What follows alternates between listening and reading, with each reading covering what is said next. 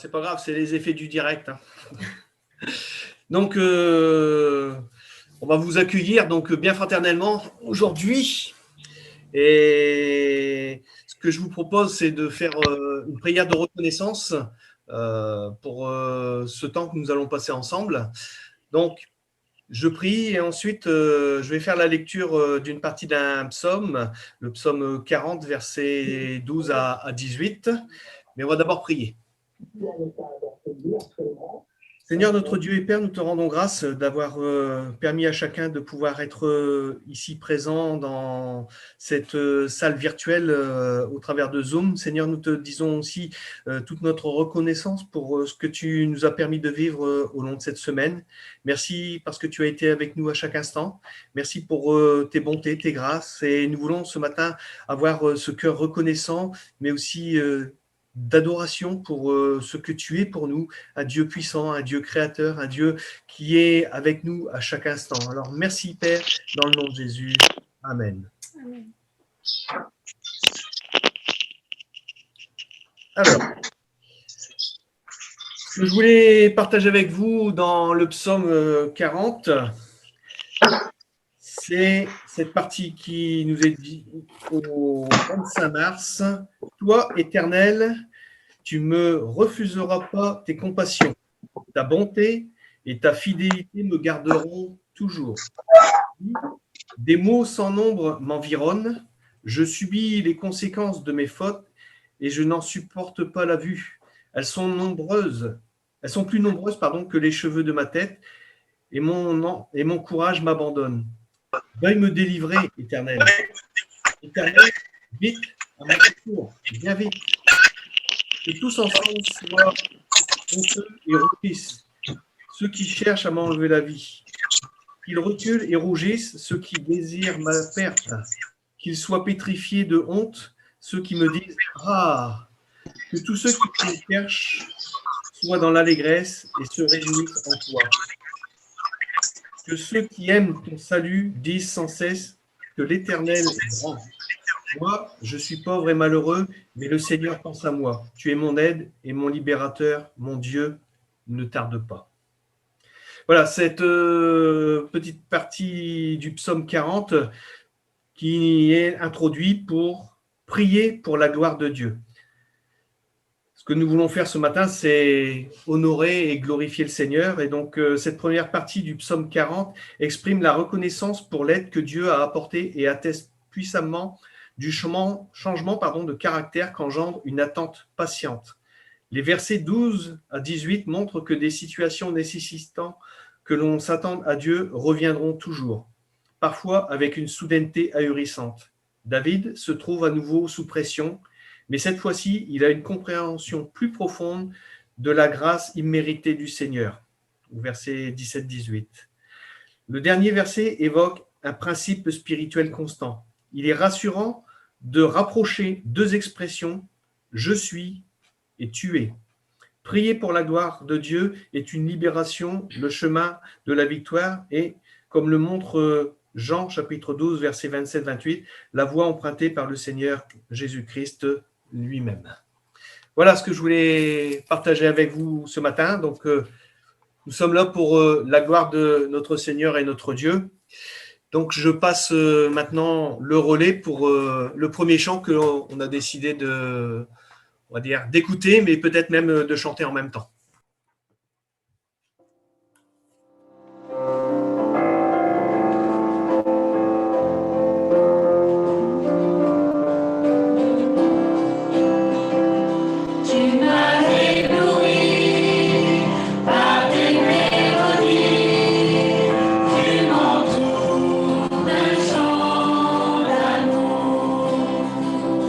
Chant de délivrance, louange et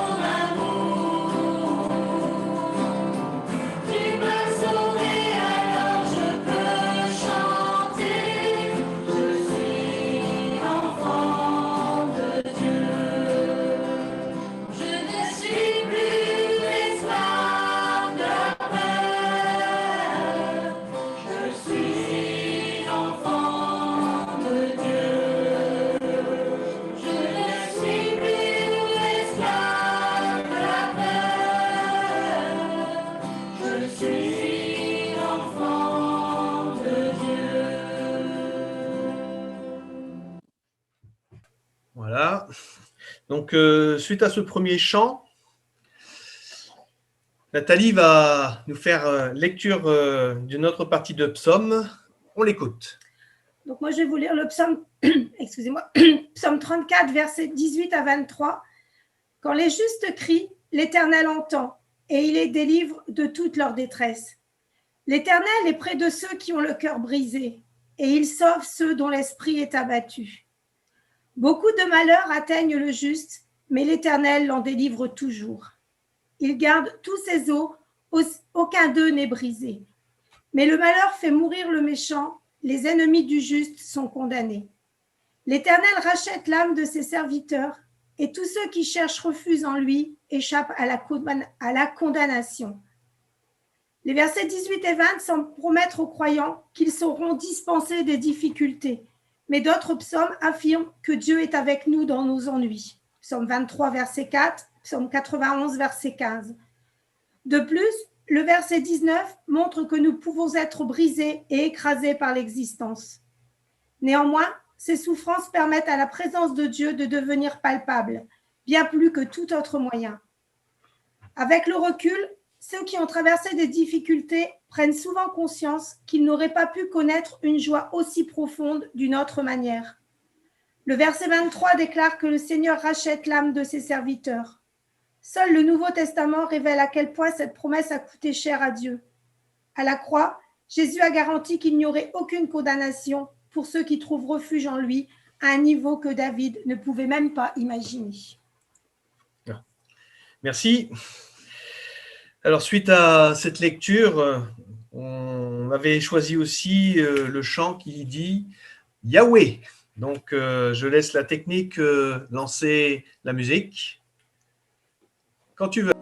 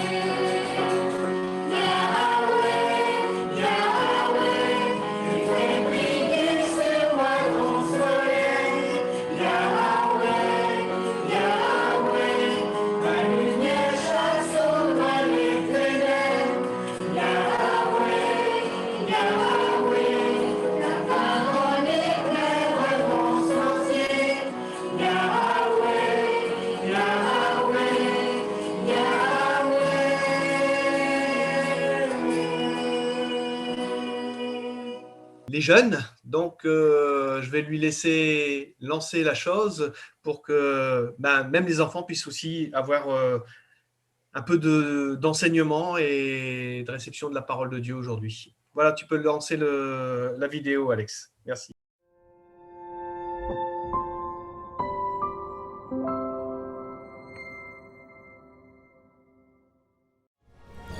Jésus se tient au bord du lac de Génézareth, suivi par la foule qui vient écouter la parole de Dieu. Librement, il donne son enseignement. Écoutez, repentez-vous, car le royaume des cieux s'est approché de vous. Demandez pardon à Dieu. Attendez, je recule un peu. Demandez pardon à Dieu et détournez-vous du mal. Ne bougez pas, je reprends la parole dans quelques instants. Jésus dit à Pierre qui travaille avec son frère André. La foule est venue jusqu'ici pour m'écouter. Et je dois l'enseigner. Éloigne ta barque un peu du bord, ainsi tous ces gens m'entendront.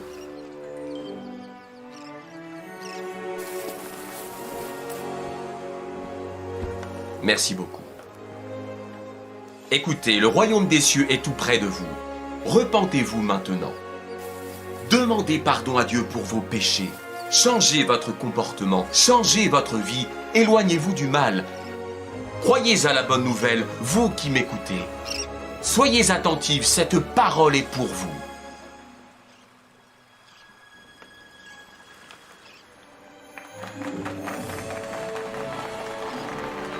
Avance plus loin, là où l'eau est profonde. Puis toi et tes compagnons, jetez vos filets pour pêcher. Maître, nous avons pêché toute la nuit sans rien prendre, mais puisque tu me dis de le faire, je jetterai les filets.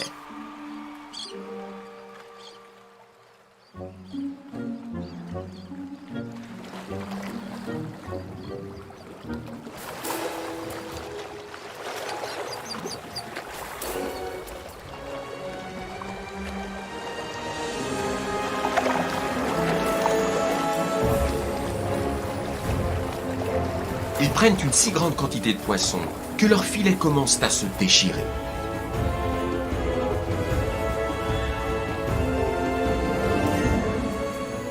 Jésus déclare « Sois sans crainte, Pierre. Désormais, et à partir de ce jour, tu ne seras plus pêcheur de poissons, mais pêcheur d'hommes. »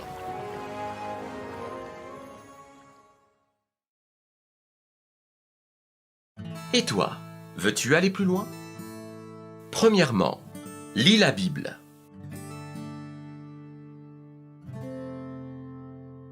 Deuxièmement, cherche à comprendre. La foule doit te faire penser à toi. Pierre doit aussi te faire penser à toi. Chaque fois que tu vois et que tu entends Jésus par la foi, Dieu est tout proche de toi. Son royaume est tout près de toi. Comme pour cette foule et Simon. Car Jésus est le chemin, la vérité et la vie. Nul ne vient au Père que par lui. Dès que tu demandes pardon à Dieu pour tes péchés et que tu crois en l'Évangile, tu entres dans son royaume invisible. Et lui règne en toi. Chaque fois que le Seigneur souhaite utiliser ce qui t'appartient, comme cette barque de Simon, ou lorsqu'il te demande quelque chose de précis, comme cette activité de pêche. Dès que tu obéis, Jésus est honoré, son message est proclamé, tu deviens un pêcheur d'âmes, des gens sont sauvés et tu es récompensé. Par bienveillance, Jésus ordonne et récompense la repentance et la foi. Par obéissance, tu te repens, tu crois en la bonne nouvelle, tu entres dans le royaume de Dieu et tu mets à disposition tes biens pour annoncer le salut du Seigneur. Qui que tu sois, quoi que tu fasses, où que tu sois, le Seigneur est tout près, et son royaume aussi. Troisièmement, prie Dieu. Voici un exemple de prière pour t'encourager à t'adresser au Seigneur. Père Céleste, je crois que tu es là, tout près de moi, grâce à Jésus. Je me repens de mes fautes et je crois au message de l'Évangile pour entrer dans ton royaume et te laisser me diriger. Utilise ma personne et tout ce que je possède pour faire connaître ton Fils Jésus, pour sauver les âmes perdues et aussi pour me bénir. Amen.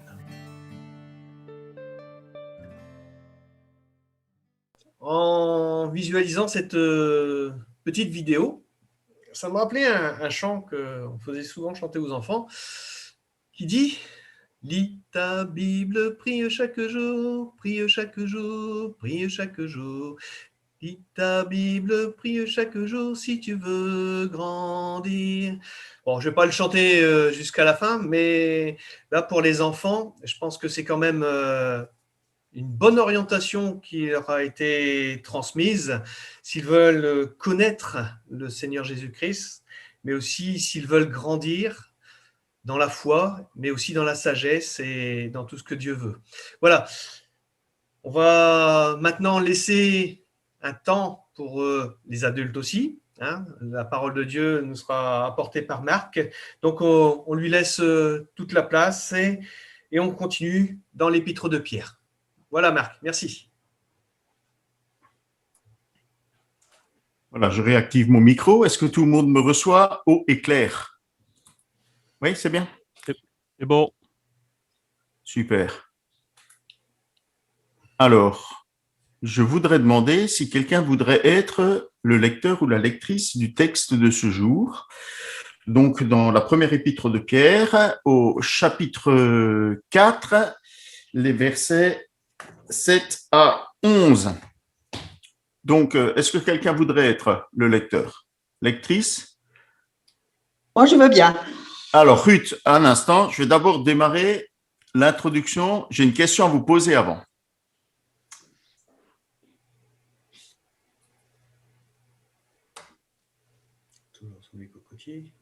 Que feriez-vous si vous saviez de manière certaine que la fin des temps, la fin de toute chose, devait arriver de manière certaine dans quelques semaines ou dans quelques mois? Comment vous organiseriez votre vie? Quelles seraient vos priorités? Qu'est-ce que vous feriez si vous saviez de manière certaine que la fin se produira dans quelques semaines, dans quelques mois, dans quelques jours? Sur quoi vous mettriez l'accent dans votre vie? Vis-à-vis de nous-mêmes ou vis-à-vis des autres? Chacun peut réfléchir, c'est une question où chacun peut réfléchir un instant avant que je donne la parole à Ruth pour la lecture du texte. C'est juste pour nous mettre en face de la problématique que va soulever Pierre dans son épître. Que ferais-tu si la fin était imminente? Voilà. Ruth, tu peux nous faire lecture de ce texte. La fin de toute chose est proche. Menez donc une vie équilibrée et ne vous laissez pas distraire, afin d'être disponible pour prier. Avant tout, aimez-vous ardemment les uns les autres, car l'amour pardonne un grand nombre de péchés. Exercez l'hospitalité les uns envers les autres sans vous plaindre. Chacun de vous a reçu de Dieu un don particulier, qu'il le mette au service des autres comme un bon gérant de la grâce infiniment variée de Dieu. Que celui qui parle transmette les paroles de Dieu. Que celui qui sert accomplisse sa tâche avec la force que Dieu donne. Agissez en toutes ces choses de manière à ce que la gloire revienne à Dieu par Jésus-Christ, à qui appartiennent la gloire et la puissance pour l'éternité. Amen. Merci Ruth. Alors, Pierre nous donne des indications. La fin de toute chose est proche. Dans les versets qui ont précédé, Pierre nous a montré que cette vie nouvelle que Dieu nous a donnée est possible, la vivre, c'est possible grâce à la victoire de Jésus-Christ. Alors, il affirme maintenant que cette vie nouvelle s'inscrit dans la fin de l'attente de toute chose. Mais cette attente n'est pas une vie de passivité. Au contraire, Pierre nous encourage à l'action parce que le temps qu'il nous reste à attendre est court. Et donc, il nous montre quelles devraient être les priorités de notre vie. Il nous dit que cette vie devrait être faite d'équilibre, d'un équilibre qui s'articule autour de 4 pôles, de 4 principes, de 4 priorités. Et ces 4 priorités sont la prière, l'amour, l'hospitalité et le service. D'abord, la prière. Pierre nous demande de mettre notre intelligence, notre réflexion en œuvre. D'abord pour discerner ce qui apporte à notre vie équilibre et modération. Puisque le temps s'approche, c'est la traduction littérale de ce temps est proche, puisque le temps s'approche, il presse, il passe. Soyons donc sensés pour ne pas perdre notre temps dans ce qui ne compte pas pour Dieu ou ce qui n'est pas conforme à sa volonté. Ne nous laissons pas emporter par la frénésie, l'inconscience et l'inconsistance de notre temps, utilisant le temps restant de la manière la plus utile. On peut aussi comprendre cette expression de vivre d'une vie équilibrée et avec modération comme un encouragement à se tenir éloigné du péché, dans la recherche d'une vie de sainteté, d'une vie agréable à Dieu, une vie de justice, d'une vie qui soit mise à part pour Dieu. Ainsi, nous dit Jacques dans son épître, rien ne viendra faire obstacle à notre prière. La prière fervente d'un homme juste possède une grande puissance. Ensuite, intelligence, réflexion pour discerner de manière correcte les événements de notre société et de notre monde dans la perspective du plan et de la volonté de Dieu. De cette manière, notre prière pourrait être pertinente et efficace en faveur de ce monde. Pierre dévoile plus loin la volonté de Dieu dans sa deuxième épître. Il dit « Il ne souhaite pas que quelqu'un se perde, mais que tous accèdent à un changement radical, à la repentance. » Et Paul abonde dans le même sens, lorsqu'il écrit à Timothée dans sa première épître, le 2e chapitre, « Je veux avant tout que l'on prie, en particulier pour les autorités, afin que nous puissions mener une vie paisible, tranquille, en toute sécurité. Voilà ce qui est bon et agréable devant Dieu, qui veut que tous les hommes soient sauvés. » Et notre prière doit aller en direction du salut de tous les hommes. Pierre montre ainsi que la prière est l'essentiel, le plus essentiel de notre vie nouvelle. La prière, c'est incontournable, indispensable, c'est primordial dans notre vie. Alors trouvons et appliquons le vrai sens de la vie nouvelle que Dieu nous accorde en Jésus-Christ, que ce soit par la prière personnelle, que ce soit par la prière communautaire. Ne négligeons pas ces moments d'une importance éternelle parce que le temps est proche. Ensuite, Pierre nous propose comme seconde priorité l'amour. Il ne s'agit pas là de faire du sentiment ou de verser dans les émotions. Quand Pierre fait référence à l'amour, il fait référence à l'amour sacrificiel, à l'exemple de celui de Jésus. Parce que l'amour véritable, c'est se détourner de la recherche du gain personnel motivé par notre égoïsme naturel pour se tourner vers la recherche du bien d'autrui. Pierre nous encourage à rechercher et à pratiquer l'amour avant tout, comme si l'amour, c'était l'élément fondamental de notre relation avec les autres, l'élément fondamental de notre action en leur faveur. L'amour demande volonté et effort. L'amour demande constance et sincérité pour rester réellement et sincèrement disponible en faveur des frères et des sœurs de notre prochain. L'amour, nous dit Jésus, c'est la marque distinctive du disciple. C'est la marque distinctive de l'Église. Il dit dans Jean 13, 35, la marque par laquelle tous les hommes pourront reconnaître si vous êtes mes vrais disciples, c'est l'amour que vous aurez les uns pour les autres.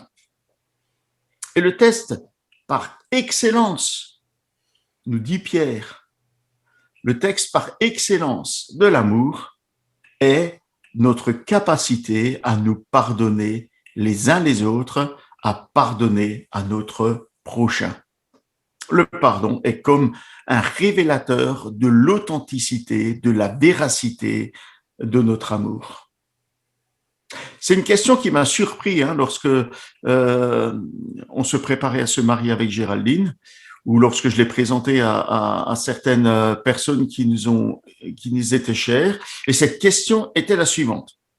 Est-ce que vous vous êtes déjà disputé? Nous n'étions pas encore mariés, est-ce que nous nous sommes déjà disputés? Et la deuxième question qui est venue derrière, c'est est-ce que vous vous êtes pardonné? Si vous vous êtes disputé et que vous vous êtes pardonné, probablement vous êtes capable de vous engager dans une vie commune.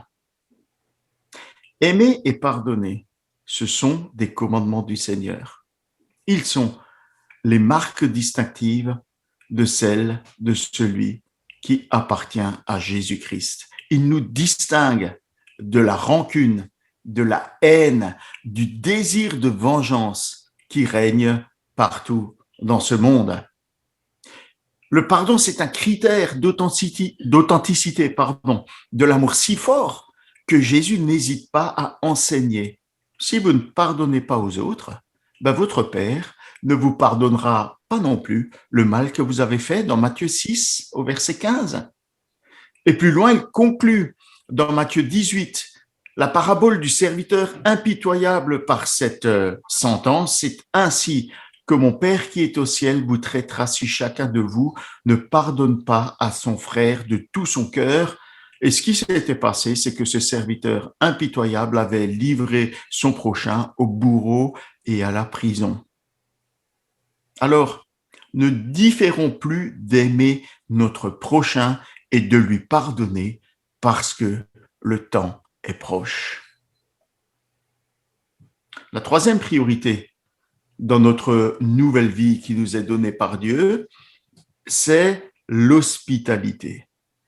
L'hospitalité, c'est comme l'expression concrète de l'amour du prochain. C'est l'accueillir sans réserve chez soi, sous son toit, dans l'intimité de son foyer.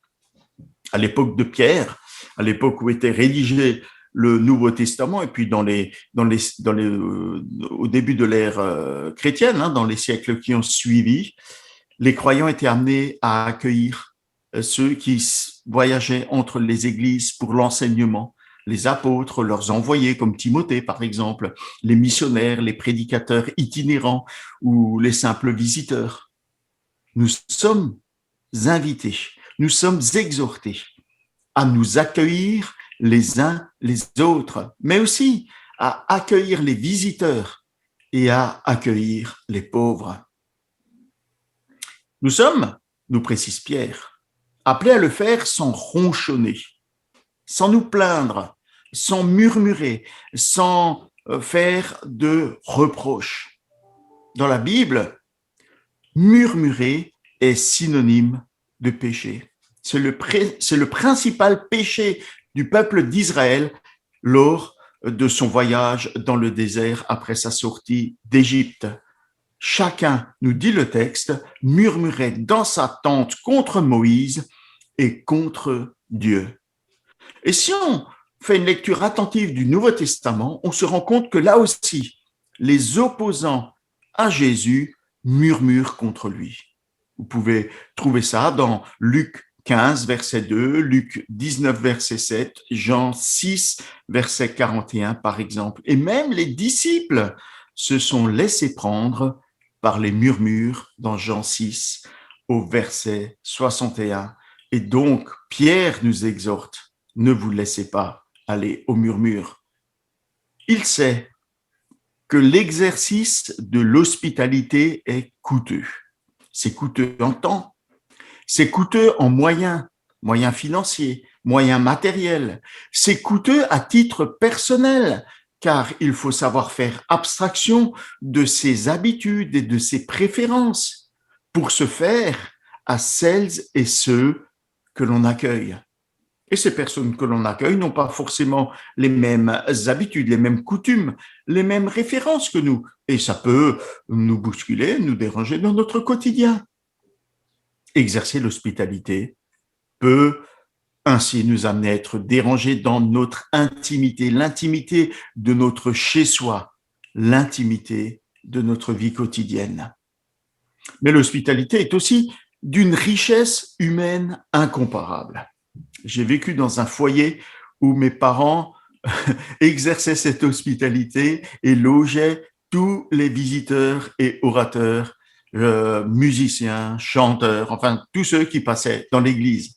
Alors voir et entendre ces personnalités en off, discuter librement avec elles, échanger sur leur vie, poser des questions a été le plus souvent une expérience extrêmement enrichissante.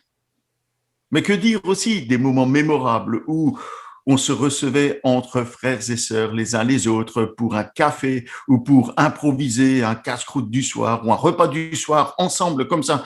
Allez, chacun sort ce qu'il a et puis on partage et ça me laisse le souvenir de moments absolument merveilleux. Mais j'ai aussi connu l'hospitalité dans l'autre sens. Je me souviens, alors que j'étais en séjour au Bénin, avoir voyagé, avoir accompagné un frère missionnaire qui devait se rendre au Ghana. Et on est parti en voiture depuis le Bénin jusqu'au Ghana. On est passé par le Togo et on a été accueillis pour la nuit à Lomé par un missionnaire qui nous a régalé. C'était un simple mais délicieux plat de pâtes. C'était exceptionnel. Je me souviens de cette nuit parce que il y avait des problèmes d'électricité et nous avons passé une nuit trempée de sueur dans des chambres surchauffées, mais qu'importe, l'accueil a été tellement bon que ça reste un souvenir mémorable. On a poursuivi notre voyage, on est arrivé à Accra en soirée et évidemment, nous nous sommes perdus dans la ville. Nous n'avons jamais trouvé le bureau de la CIM que nous recherchions. Alors, on a échoué, au centre anglican de la ville. Et le frère qui était là nous a accueillis, il nous a logés gratuitement, cerise sur le gâteau, dans une chambre climatisée, peut-être ma meilleure nuit passée en Afrique, en tout cas le meilleur sommeil que j'ai eu en Afrique, c'était extraordinaire. Alors au petit déjeuner, notre hôte nous a donné toutes les indications pour trouver notre destination. Ce sont des expériences évidemment qui restent gravées dans la mémoire et dans le cœur. Mais en exerçant l'hospitalité, nous pourrions faire des expériences plus grandes encore. Hébreu, l'auteur de l'Épître aux Hébreux nous dit « Ne négligez pas de pratiquer l'hospitalité, car plusieurs, en l'exerçant, ont accueilli des anges sans le savoir. » Alors, si nous souhaitons avoir ce genre d'expérience, ne tardons pas à accueillir chez nous. Le temps est proche. Enfin, quatrième et dernier point que Pierre nous montre comme devant être une priorité de cette vie nouvelle dans l'attente du retour de Jésus-Christ, c'est exercer dans l'Église en faveur des frères et sœurs le ou les dons que nous avons reçus de la part de Dieu. C'est ainsi que nous pouvons être le canal de la grâce de Dieu en faveur de celles et ceux qui nous entourent. Pierre compare l'Église à une maisonnée où chacune connaît le rôle à remplir, le travail à accomplir en faveur de toute la maison. Il ajoute, j'ai un problème de déroulement, voilà.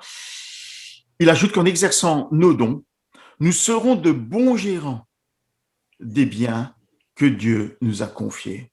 Or, Jésus, dans l'Évangile, révèle dans les paraboles, parabole des talents, parabole des mines, que les bons gérants recevront de belles récompenses lorsqu'ils paraîtront devant le Seigneur. Pierre souligne qu'il y a aussi la bonne manière d'exercer les dons, avec fidélité, dans la mesure de nos capacités, des forces que Dieu nous a données, de l'exercer avec humilité pour le bien des autres, non pour se glorifier, mais pour édifier les autres. Que chacun donc exerce son don de manière humble, fraternelle et reconnaissante. Que la personne qui a un ministère de la parole au sens large, se souvienne de l'origine de la parole qu'il proclame. Cette parole vient de Dieu et elle exige de notre part sérieux, respect et obéissance. Que celui qui sert, là aussi, au sens large, le fasse à la mesure de ses moyens et sans complexe par rapport à celui qui a un ministère ou de celle qui a un ministère de la parole. Tout service qui est accompli par amour pour Dieu et par amour pour les frères et sœurs, aussi humble soit-il, mérite la considération d'être pris au sérieux, parce que sa récompense ne sera pas moins grande. Alors, mettons-nous à l'œuvre sans tarder. Mettons notre don au service des frères et sœurs, parce que la fin de toute chose est proche. Oui, la fin de toute chose est proche, nous dit Pierre. Et elle est encore plus proche pour nous aujourd'hui qu'elle ne l'a été pour les lecteurs qui ont reçu la missive, la lettre de Pierre. Il est d'autant plus urgent de mettre les recommandations de Pierre en pratique aujourd'hui. Veux-tu préparer de la meilleure manière cette fin proche? Alors dans ta vie nouvelle, ne cherche plus à satisfaire les désirs de ta chair, mais cherche à glorifier Dieu. Ne vis plus pour toi-même, mais vis pour Dieu. Ta nouvelle vie est tournée vers Dieu et elle est tournée vers ton prochain, vers ton frère, vers ta sœur. Cette vie nouvelle, elle est axée sur la prière, sur l'amour, sur l'hospitalité et sur le service. Cette vie nouvelle, ainsi vécue, va révéler les perfections de notre Sauveur et va veiller au bien des frères et sœurs que Dieu a placés proches près de nous. Alors Dieu sera pleinement glorifié, car cette manière de vivre l'Évangile est une proclamation pour celles et ceux qui ne le connaissent pas autour de nous, et c'est le moyen par lequel Dieu veut se révéler à eux. C'est aussi le moyen par lequel Dieu veut que ses enfants, ceux qu'il a placés autour de nous, soient entourés des soins dont ils ont besoin. La fin de toute chose est proche. Alors, frères et sœurs, vivons à la gloire de Dieu. Voilà ce que je voulais partager avec vous aujourd'hui. Que le Seigneur nous encourage et nous bénisse dans la mise en pratique de sa parole. Merci Marc.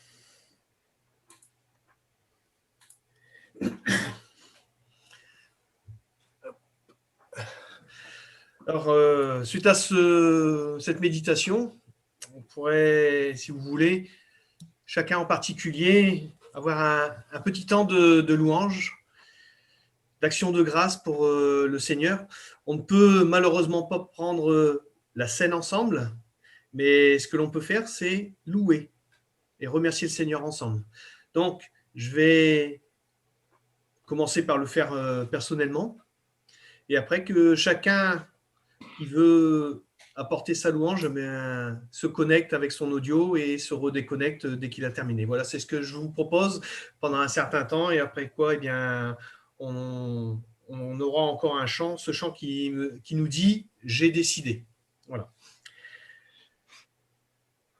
Seigneur, c'est vrai que comme tu nous l'as rappelé dans ta parole, tu nous as fait des dons. Et ces dons, Seigneur, ne sont pas des dons que nous devons garder précieusement pour nous-mêmes, parce que cette attitude serait égoïste.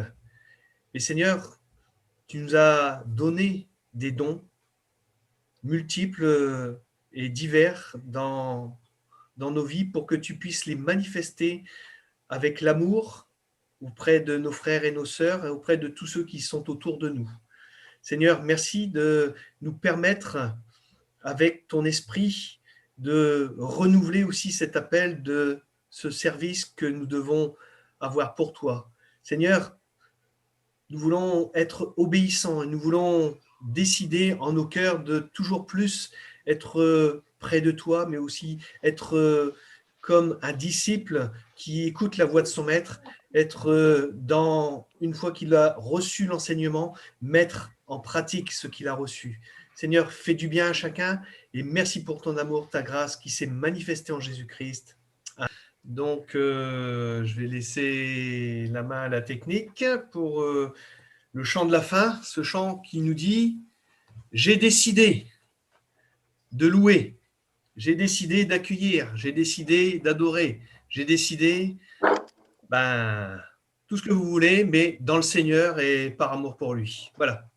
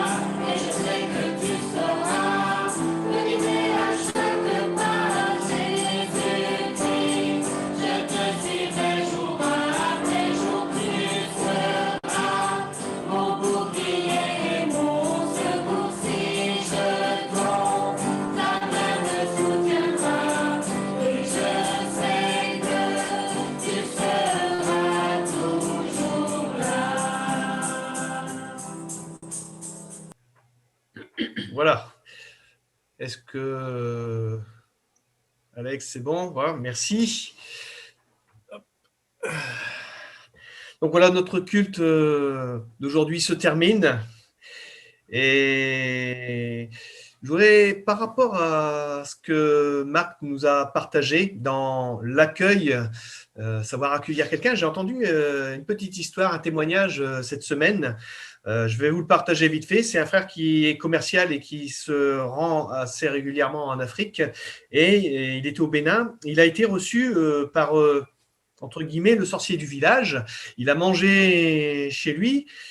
Et après, il est retourné chez son hôte qui l'accueillait. Et pendant près de 2 heures, il avait eu une douleur à l'estomac qui l'a carrément cloué au sol.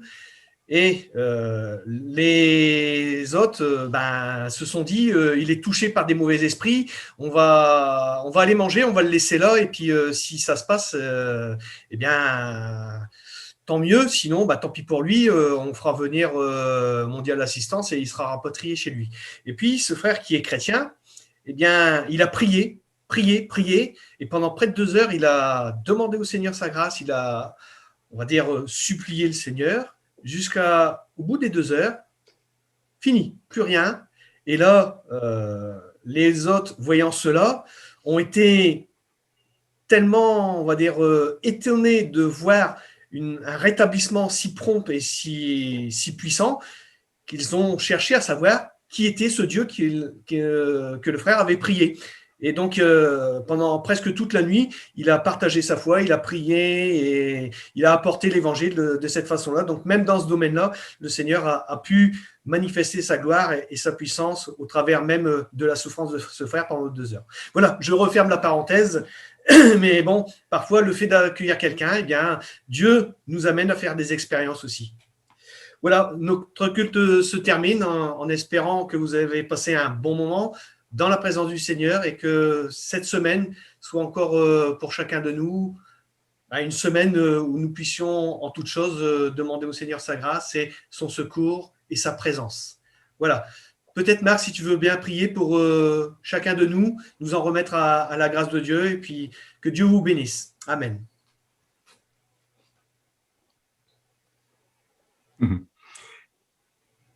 Seigneur, on est reconnaissant de t'appartenir. Hein. C'est un privilège immense de savoir que grâce à l'œuvre de Jésus-Christ, nos péchés sont pardonnés, que tu es notre Père, tu règnes dans le ciel. Tu as pour nous des projets de paix, de bonheur éternel et tu nous accueilleras dans ta présence pour l'éternité.